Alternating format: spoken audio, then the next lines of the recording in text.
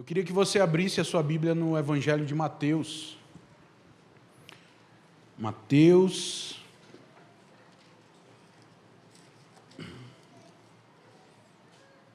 Ali no finzinho do Sermão da Montanha. Mateus capítulo 7, os versos 24 ao 27, é uma curta passagem e eu desejo trazer uma curta mensagem, uma curta reflexão. Diz assim a palavra do Senhor, Mateus capítulo 7, do verso 24 ao 27. Quem ouve minhas palavras e as pratica é tão sábio como a pessoa que constrói a sua casa sobre uma rocha firme. Quando vierem as chuvas e as inundações e os ventos castigarem a casa, ela não cairá, pois foi construída sobre rocha firme. Mas quem ouve meu ensino e não o pratica é tão tolo como as pessoas que constroem sua casa sobre a areia. Quando vierem as chuvas e as inundações e os ventos castigarem a casa, ela cairá com grande estrondo. Essa é a palavra, irmãos. Pai, nós te pedimos, nos inspira, abre os nossos olhos espirituais para compreender, abre a nossa mente para receber o teu ensino, Senhor. O que o Senhor está comunicando quando o Senhor, no fim do Sermão da Montanha, falou isso ao povo dali na Galileia. E o que o Senhor quer falar conosco nessa manhã aqui em Montemor, o que o Senhor quer falar com cada pai de família, com cada mãe, com cada jovem, com cada adolescente, com cada criança que aqui está, Senhor. Libera o teu Espírito para compreendermos a tua vontade nessa manhã, em nome do teu Filho Jesus. Irmãos, desde o Éden, nós temos uma capacidade singular de acreditar que nós estamos indo numa direção, quando, na verdade, os nossos pés estão nos levando numa outra direção. O nome mais da batalha espiritual para isso é espírito de engano. É muito comum a gente pensar sobre nós muito além do que convém. A gente pensa a respeito dos outros muito menos do que são e a respeito de nós muito mais do que são. Isso é bem da nossa mente fantasiosa e lúdica, né? Então a gente assiste os filmes, os desenhos, né? Você pode ver as crianças, elas veem a Barbie e elas querem se vestir com o vestido da Barbie. E elas acham que elas são a própria Barbie. Você vê as crianças assistem os super-heróis e eles querem a fantasia de super-herói. E eles acreditam que eles são aquele super-herói. Então, essa ideia fantasiosa, no contexto da infância, é super tranquilo. O que acontece é que a gente se torna adulto e continua nadando de braçada no engano. A gente continua viajando na maionese e acreditando ser algo que nem sempre nós somos. A medicina pode chamar isso de... Como é que é o nome da... Esquizofrenia. Entende? Você pinta um personagem, você se veste daquele personagem e você vive como se você fosse um personagem. E isso é o resultado da queda. Isso é o resultado que o pecado provocou em nós. Nós construímos a nossa vida sobre bases que têm aparência de muita solidez, de muita segurança.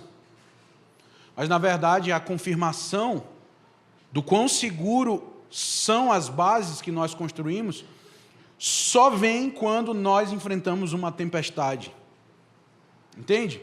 Quando nós passamos pela tempestade e, assim como em todo o lugar da terra, as estações mudam, a temperatura muda, a umidade muda, vem um período de seca, vem um período de chuva, a nossa vida também é constantemente exposta a circunstâncias diferentes.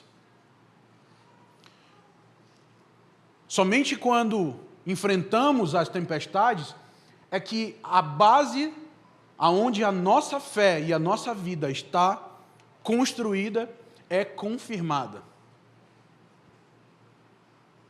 Às vezes a tempestade não derruba a casa, mas ela deixa rachaduras. Tem rachaduras que a gente consegue, com alguma tecnologia da construção civil, resolver.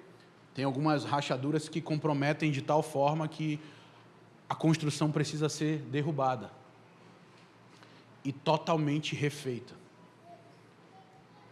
Jesus é mestre em reconstruir. Ele mesmo usa essa figura como um oleiro que molda um vaso, né? E quando o vaso não é perfeito, ele quebra e faz de novo. Mas a pergunta que eu quero te fazer é: como tem sido a construção da base da sua vida? A sua vida ela está sendo construída sobre a graça de Deus, ou a sua vida tem sido construída no terreno arenoso do auto-engano? Para e reflete. Você não tem capacidade de responder. A única coisa que eu posso te dizer com toda certeza. E é porque nós não temos capacidade para responder sobre quais bases a nossa vida tem sido construída, é que a gente vive vida de comunidade. É por isso que a gente acredita em discipulado. É por isso que a gente acredita em amizade espiritual. É por isso que a gente acredita que constantemente precisamos ser expostos à palavra de Deus. Entende? O Haroldo, ele fala na sua matéria do Evangelho Profético que a nossa vida, ela tem diariamente um default, ela tem uma espécie de reset. E eu não sei quantos de vocês lembram de um filme. Como é que é o nome daquele filme que a mulher acordava todos os dias esquecendo das coisas do marido? É Um Amor para Recordar ou é Como se fosse a primeira vez? Então, esse filme é o exato retrato do nosso romance com Jesus, sabe? Todos os dias a gente acorda esquecendo de quem Ele é. E Ele vem com seu amor e Ele nos conquista. Mesmo quando a gente faz igual a mulher fazia, né? Às vezes a gente bate na face dele. Ele está sempre disposto a nos perdoar e nos conquistar mais uma vez. Essa é a nossa fé, irmãos. Não confie em você, porque apesar dessa passagem ser uma passagem muito ensinada nas escolinhas bíblicas, e vocês que são árduos frequentadores na infância das classes da escola dominical, aprenderam que para construir uma casa na rocha, você precisa cavar, até chegar na rocha. E isso exalta o nosso esforço humano. Isso exalta, eu vou. E aí eu incorporo, né, o coach. Yes! Como se eu tivesse capacidade de querer o Senhor. Na verdade, não tem jeito, irmãos. A gente acorda desviado todo dia. E a gente precisa ser exposto à palavra para ver se a palavra novamente nos conquista. Como se fosse a primeira vez. Amém? Ó, Casca, pensa na canção aí, como se fosse a primeira vez. Como na primeira vez. Então, a nossa tendência é constantemente voltar para o velho caminho. O caminho do esforço. A nossa tendência é naturalmente olhar para essa parábola e da forma como nos foi ensinada, dizer: é isso mesmo, Ivo, está certo, glória a Deus, aleluia, eu vou sair daqui, eu vou me esforçar, e essa semana eu vou fazer isso e aquilo. Mas peraí, para comigo e pensa. Domingo passado, nós fomos expostos a uma palavra maravilhosa. E provavelmente no momento em que você foi tocado pela palavra, você deve ter gerado no mínimo algumas expectativas no seu coração. Essa semana eu vou fazer isso, eu vou fazer aquilo, eu vou fazer aquilo, eu vou fazer aquilo outro. E eu falo que as promessas que a gente faz durante os cultos, elas não têm força para vencer o frango do almoço após o culto.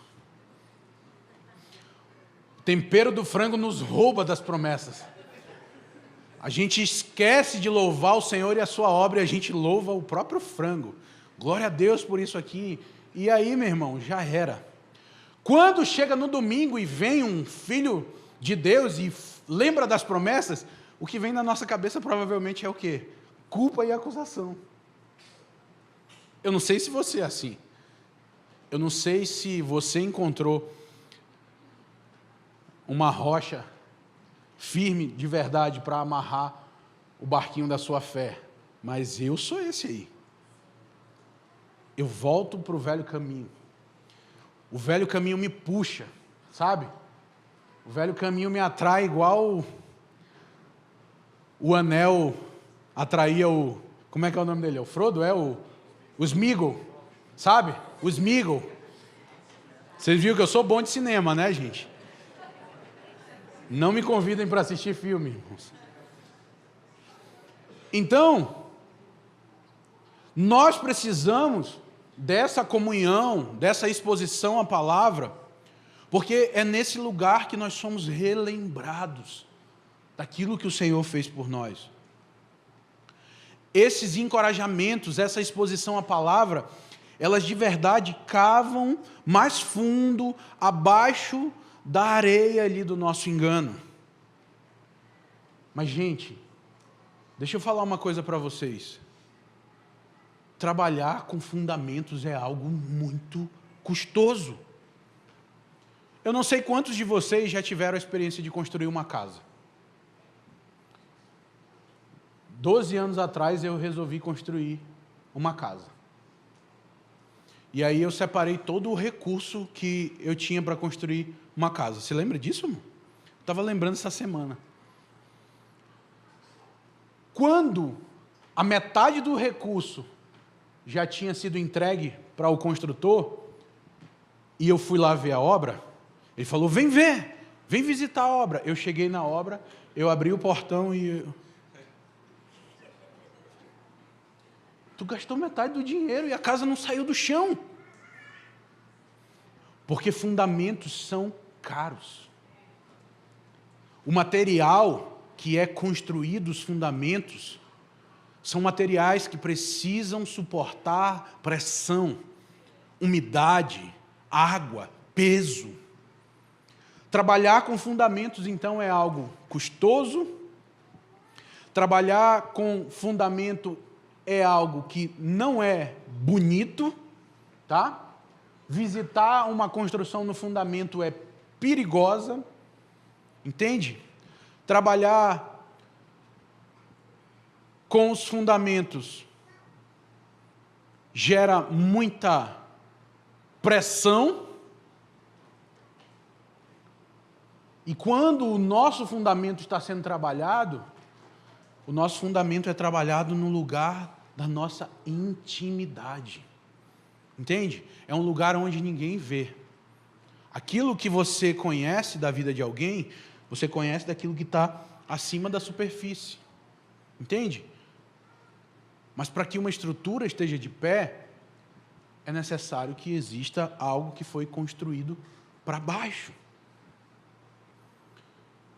Então, o verdadeiro fundamento, ele é construído no lugar secreto, abaixo da superfície, literalmente. E Paulo, em 1 Coríntios, no capítulo 3, no verso 12, ele diz assim, ó, se alguém sobre esse fundamento formar um edifício de ouro, prata, pedras preciosas, madeira, feno e palha. Paulo está chamando a atenção da igreja a respeito de cada um ver como constrói. E ele diz, se você for construído, saiba que aquilo que você construiu vai ser provado pelo fogo. Entende? Todos nós estamos construindo alguma coisa. Qual é o fundamento? Qual é o material daquilo que está sendo construído? É opcional. Mas a prova daquilo que está sendo construído, essa não é opcional. Ela vai acontecer de verdade. Então, quando nós olhamos para essa passagem, Paulo classifica 2 tipos de materiais. Ele fala primeiro de ouro, prata e pedras preciosas. Depois ele fala de madeira, feno e palha. Olha que interessante. O primeiro grupo de materiais são materiais de alto custo, porque são materiais raros, que são encontrados em lugares extremamente difíceis de ser acessado. Porque ouro, prata e pedras preciosas são materiais que são formados no profundo da terra, debaixo de muita pressão, calor e com uma infinidade de reações químicas e não sei o que mais, que eu estou fugindo do meu campo de atuação. Mas o outro grupo de materiais que Paulo fala, madeira, 1 Coríntios 3. O outro grupo de materiais que Paulo fala é madeira, feno e palha. São materiais leves, são materiais de um custo não tão elevado, são materiais que são produzidos acima da superfície. A madeira, o feno, a palha, tudo está ali, é mais barato, mas não tem capacidade ou força de sustentação e queima fácil no fogo. Então, o que suporta a tempestade é aquilo que é formado de verdade sob pressão. E foi a figura de um edifício que Jesus utilizou nessa parábola para finalizar o seu sermão da montanha. Jesus queria alertar os seus ouvintes da Galileia a respeito da importância da construção, de se trabalhar os fundamentos. E é interessante que o contexto ali é um contexto, meus amigos que já visitaram lá sabem melhor do que eu, mas eu fiz uma tarefa de casa, fiz uma pesquisinha para entender como é que é a situação lá. E é uma região muito arenosa, mas é uma região que no verão, essa areia se torna aparentemente sólida. Então, alguém que não quer empregar muito esforço, ele diz assim, não, vou sentar os tijolos aqui, vou construir minha casinha aqui. Facinho, legal.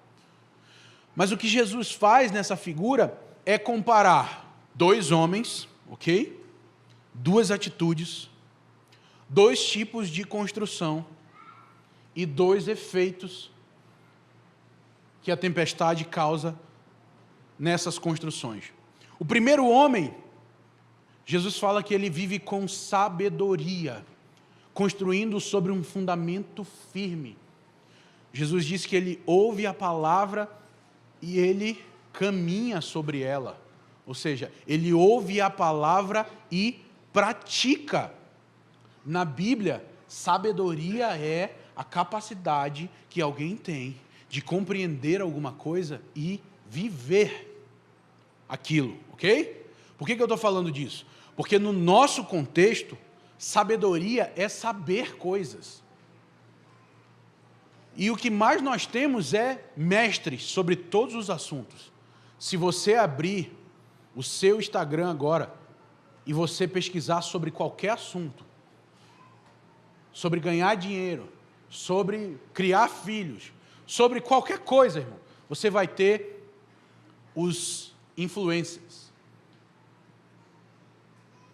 os doutores do conhecimento sobre o assunto. Mas o mais interessante é que quando você observa bem essa geração, a pessoa está falando sobre enriquecimento rápido, só que ela é pobre.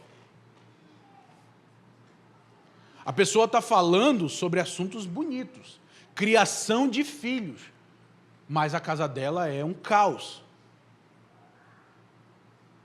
Por quê? Porque basta conhecer o conceito para acreditar que domina aquilo. Mas, na verdade, na Bíblia, sabedoria é conhecer e praticar. E é isso que Jesus está falando a respeito desse homem. Esse homem ouviu a palavra e praticou. Ele não ousou confiar na sua força, no seu solo. Ok? Mas se mover sobre a palavra é talvez o ponto mais importante do cristianismo. Mas ao mesmo tempo é o nosso maior desafio. Se mover sobre a palavra, mas o que exatamente é a palavra, Ivo?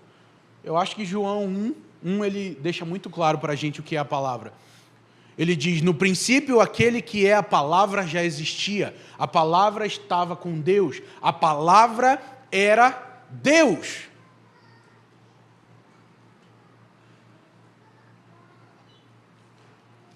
Quando Jesus enfatiza o fato do homem sábio ouvir a sua palavra e obedecer, ele não está exatamente falando da importância da construção. É claro que essa é uma das metáforas que Jesus mais utiliza em todos os evangelhos. Ele usa aqui, aparece muitas vezes em Efésios, ele fala sobre calcular antes de construir. Então Jesus utilizava a ideia de edificação, de construção, como uma ideia para apresentar de verdade o que era a verdadeira fé. Agora, o ponto é, quando nós pensamos em se mover pela palavra, o que nós deveríamos pensar era o quê? Relacionamento com Deus, intimidade, amizade, comunhão.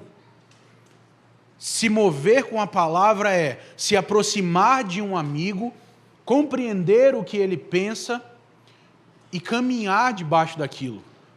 Porque eu estou falando da nossa amizade com Jesus, tá? Não estou falando da nossa amizade aqui natural. Nós não somos tão confiáveis uns aos outros como o próprio Cristo é. Mas quando eu me refiro à amizade com Jesus, isso deveria ser se mover pela palavra. Eu me aproximo dele, eu escuto a sua voz, eu compreendo o que ele ensina e eu busco praticar. Quando eu converti, em 1997, eu converti numa igreja muito grande. E eu passei 6 meses indo nessa igreja e nunca ninguém olhou para a minha cara. Alguns mais tarde me disseram que tinham medo de mim. E eu sei que beleza nunca foi o meu forte, mas não era para tanto. Mas porque eu não encontrei pessoas para relacionar e me ensinar, eu falei, eu preciso aprender como é esse novo caminho. E eu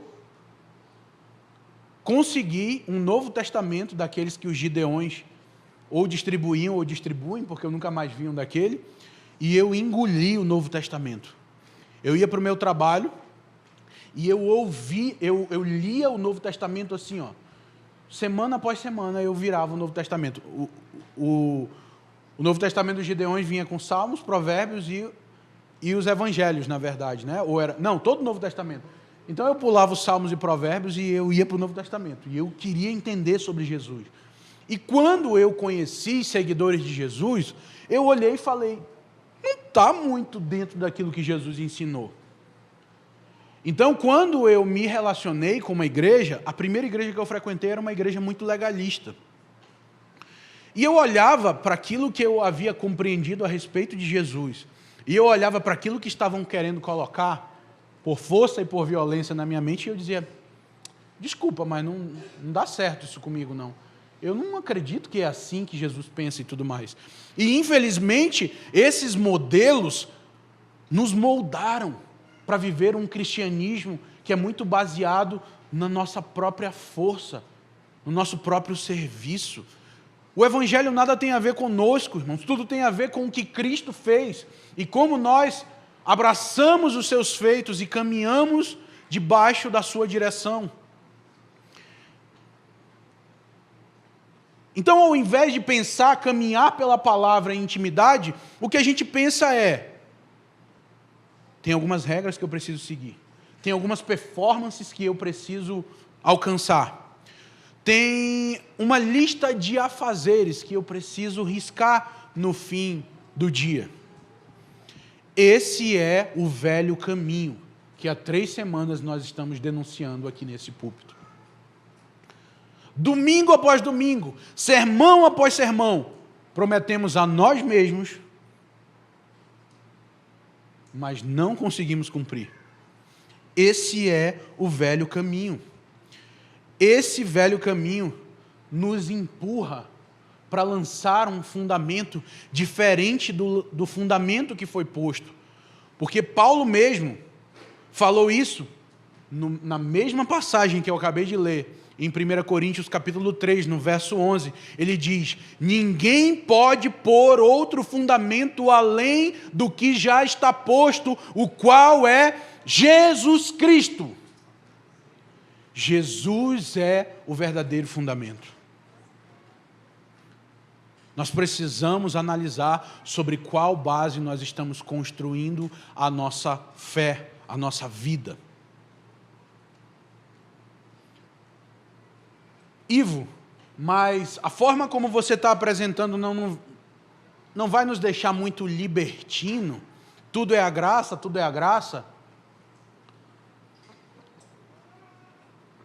Irmão, provar do verdadeiro evangelho é beliscar a libertinagem. Mas se você beliscar ela e ficar lá, é um favor de Deus para você. Só prova que você nunca compreendeu a verdadeira mensagem da cruz. Então, se você gostou da libertinagem e ficou por lá, Deus te abençoe, querido. Esse é o melhor caminho para ir para o inferno.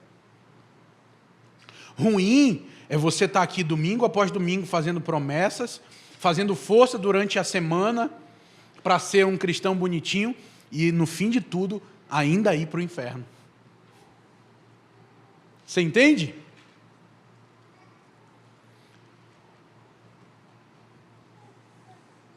Nós precisamos ouvir o alerta que Paulo faz a nós. Cada um veja como constrói. Construir de verdade é uma tarefa árdua, irmão. A rocha é Cristo. Mas isso não nos isenta de responsabilidade. Soberania de Deus não anula responsabilidade pessoal. Cadê o Neto? O Neto estava me olhando agorinha aqui. Está comigo, Neto? Ele apareceu ali, ó.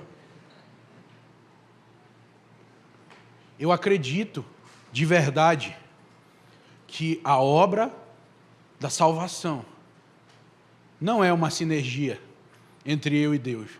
É Ele, soberanamente, que vem e me salva. Não tem nada que eu possa fazer nesse contexto. Neto veio de lá agora.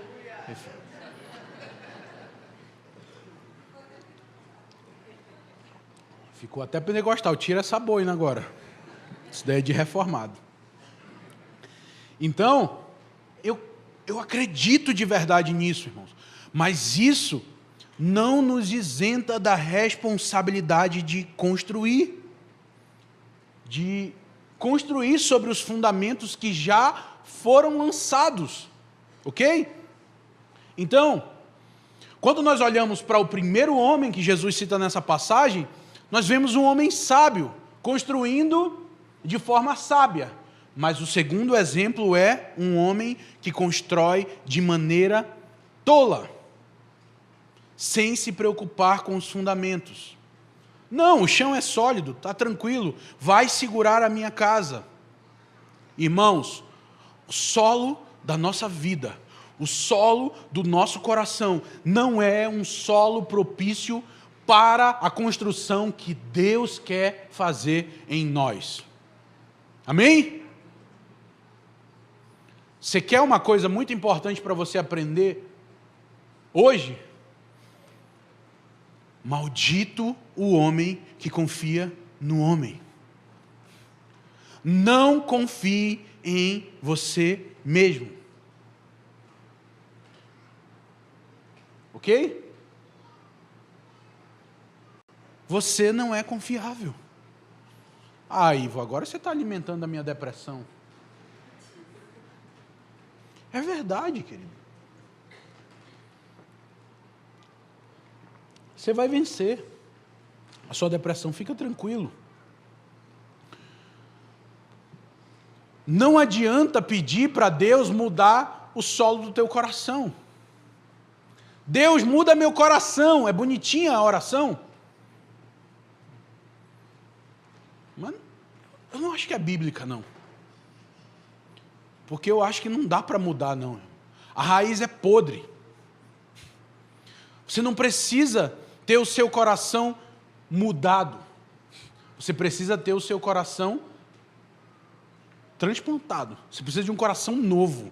Você precisa o coração dele batendo no lugar do seu coração. Ok?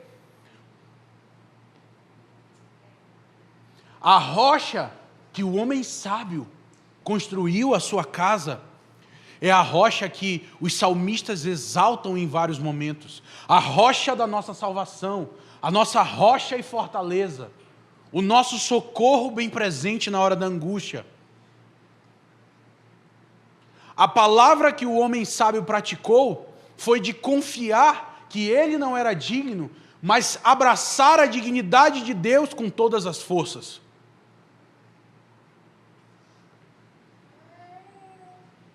A tragédia dessa curta passagem acontece quando,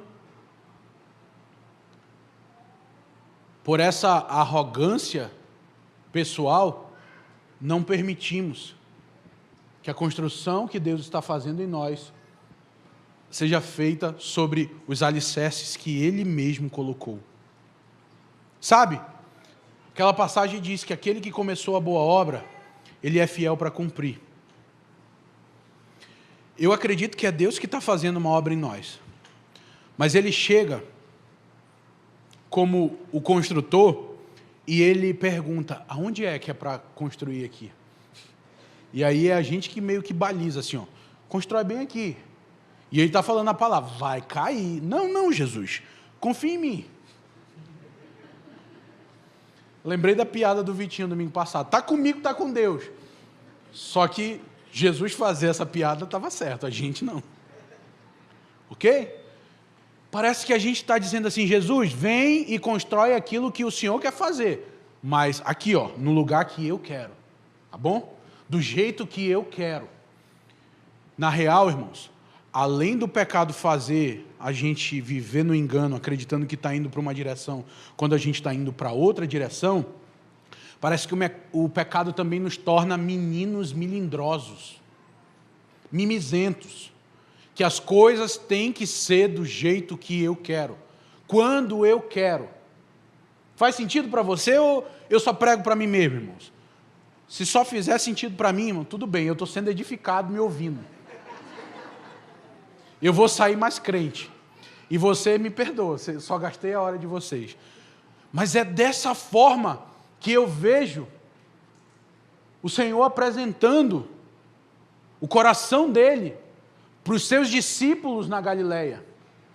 E ele desejou que esse ensino fosse conhecido a nós hoje ainda. Tem algo que ele quer comunicar a nós hoje. Sim ou não? Quando nós não ouvimos e construímos com base em nós mesmos, é bem tranquilo, irmãos. Pensa numa vida boa. É ser evangélico. Eu vou para o culto no domingo, eu recebo uma palavra de vitória. E eu volto para minha casa e eu boto novamente os louvores dos cânticos de vitória e eu passo o dia cantando vitória, agora é só vitória, agora é só vitória, e acabou. A luta acabou, tudo foi embora, agora é só vitória. Entende? Essa é uma vida fácil, mas não é essa a vida. A Vitória está com vergonha ali, porque que agora é só a vitória. Foi! É que, amigo, eu tento amar todo mundo enquanto eu prego, aí eu fico assim, igual um louco. Ó. Mas viver o cristianismo é permitir que as pressões da vida comunitária tornem o fundamento do nosso coração um fundamento sólido. Então, se você nunca recebeu uma visita que apontou o dedo na sua cara e disse que você estava errado, você não é crente não, gente. Porque, irmãos, eu lembro que eu fiquei anos na igreja evangélica e eu era líder na igreja evangélica. E foram ali uns 16 anos. E quando eu cheguei aqui nesta bendita cidade, Um dia um irmão bate na portinha da minha casa e bota o dedo na minha cara falando a respeito de como eu criava os meus filhos. E eu pensei, eu tenho condição de te matar com um soco só. E eu vou falar que foi um acidente, Deus te visitou aqui na porta da minha casa e te levou. E foi tão doído naquele primeiro momento, mas hoje eu sou tão grato, eu me sinto tão privilegiado, como disse o Rodolfo, de estar num contexto onde as pessoas vão olhar para a minha vida, para a minha criação dos meus filhos, para a forma como eu ganho dinheiro, como eu gasto dinheiro, como eu vivo minha vida, e vão falar se as coisas que eu estou fazendo não glorificam a Ele. E apesar de doído ouvir essas coisas me ajudam a me tornar cada vez mais parecidos com Jesus. Entende? Mas é muito mais fácil ouvir uma pregação que diz assim, ó, você vai para a sua casa e cumpra esses 12 passos, e a bênção de Deus vai vir sobre você. O problema, irmãos, é que um dia virão chuvas. Um dia virão inundações. Um dia virão ventos sobre nós. Nesses momentos, as nossas necessidades não serão atendidas. Nós não vamos ver valor na nossa vida. Ok? Porque quando a gente está subindo, irmãos, a química do nosso corpo faz um negócio assim, ó, dentro de nós, uau. Agora é só vitória. Mas quando a nossa vida está indo ladeira abaixo, irmãos, a química do nosso corpo também, irmão, produz uns negócios na física do nosso corpo. O ombro cai, a cabeça baixa. A testa franze, né? E aí, irmão, a casa cai de verdade. Murmuração, tristeza, desespero, ódio. É só a ruína que sobra da nossa velha casinha, que foi construída sem fundamento. Então, irmãos, eu estou concluindo já, tá? Porque eu estou igual a Azul. Aqui nós temos o compromisso que você almoce cedo todo domingo. Essa passagem, ela é muito enfatizada exatamente para trazer base de esforço humano. Mas quando essa passagem é enfatizada dessa forma, os méritos de Cristo são desprezados.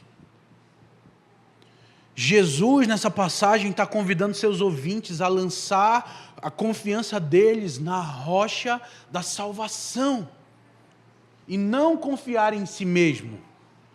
É plenamente possível viver com uma aparência de piedade, de que está tudo bem, quando a nossa confiança está no nosso desempenho, na nossa performance, no nosso esforço. É possível conhecer o valor, o amor de Deus como portador da imagem dele, reconhecer a perfeita obra de Cristo na cruz, cantar louvores com força e intensidade aqui, entende? Mas mesmo assim viver debaixo de uma carga.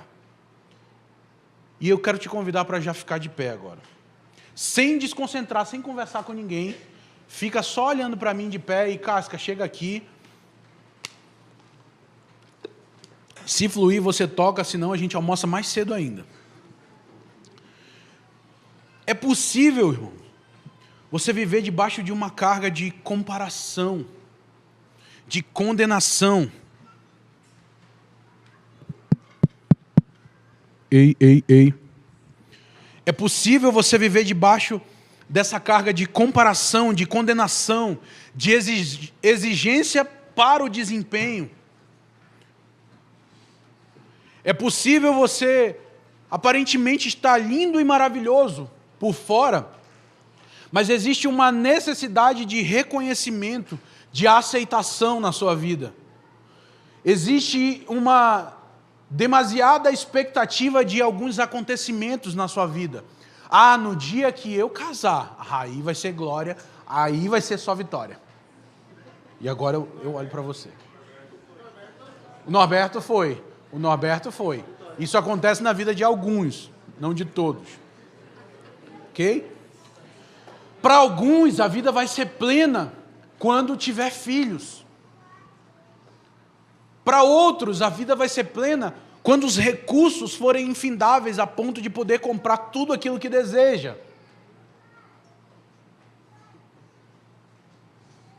Lembrei de outro filme. Ah, isso eu gosto. Para outros, é só uma expectativa. Eu quero congregar com vocês, mas, por favor, ninguém põe o dedo na minha cara, não. O Ivo falou aquele negócio, eu não gostei, não. Irmão, não vai dar, não. A gente precisa disso. E a gente precisa disso sempre. Sempre. Então vai acontecer. Entende? O problema é que quando eu vivo debaixo dessas cargas de comparação, necessidade de aceitação, exigência pelo desempenho, e as coisas acontecem, aí a gente diz, não, a receita foi cumprida de acordo com a regrinha. Tantos ml de óleo, tantas gramas de trigo, manteiga, deu tudo certinho, maravilha. Mas quando o resultado não é aquilo que você tinha como pressão, expectativa, necessidade, o que acontece, irmãos, é uma coisa que, confere aí no seu coração se isso acontece. A gente começa a sentir ódio de nós mesmos. Por que eu não fiz? Por que eu não consegui? Por que eu não alcancei? E sabe o que é engraçado?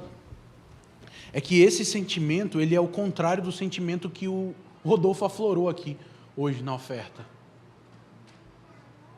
Alguém grato a Deus não tem tempo de olhar para os seus feitos, porque está com os olhos ocupados olhando os feitos dele. Alguém que está ocupado olhando para os seus próprios desempenhos, perdeu de vista a obra que Cristo fez na cruz por nós. Faz sentido para você?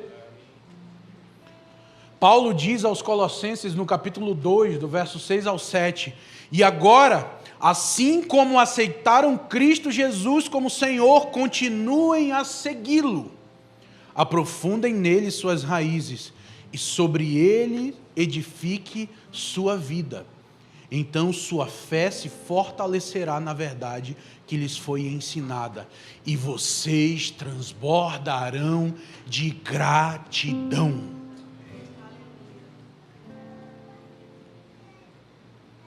Irmãos, se o nosso coração não está transbordando de gratidão pelos feitos de Jesus, provavelmente a nossa fé não está enraizada nele. E tá tudo bem, eu não estou aqui para te acusar não, tá? A ideia é liberar pressão.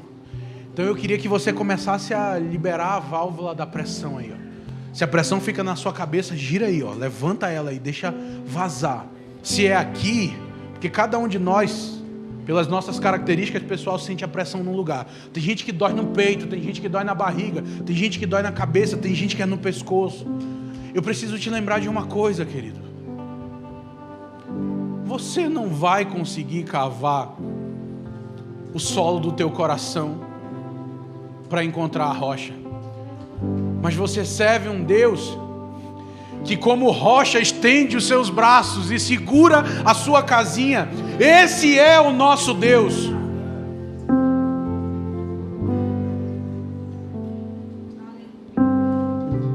A rocha da nossa salvação, Cristo Jesus, quer ser o nosso fundamento.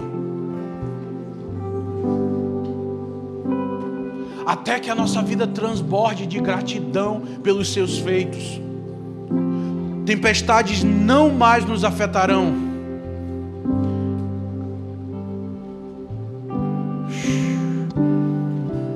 A rocha da salvação está aqui. Fecha os teus olhos. Deixa o amor dessa rocha te envolver. Sinta o amor do Senhor chegando e te abraçando e te envolvendo. Sinta o amor do Senhor chegando sobre você e afirmando nos seus ouvidos: meu filho, eu estou aqui, está tudo bem. Eu já fiz tudo, eu já paguei tudo, não precisa você fazer nada. Só fica aqui comigo.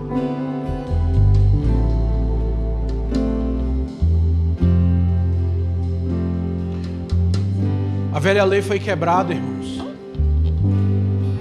Paulo fala isso em Romanos 7, ele diz: agora, porém, fomos libertos da lei, pois morremos para ela e já não estamos presos a seu poder. Podemos servir a Deus não de maneira antiga, obedecendo a letra da lei, mas pela maneira nova, vivendo no Espírito. Senhor, nos ensina a viver, andar no Espírito. Queremos abandonar o nosso esforço humano, Senhor, mas não sabemos como fazer isso.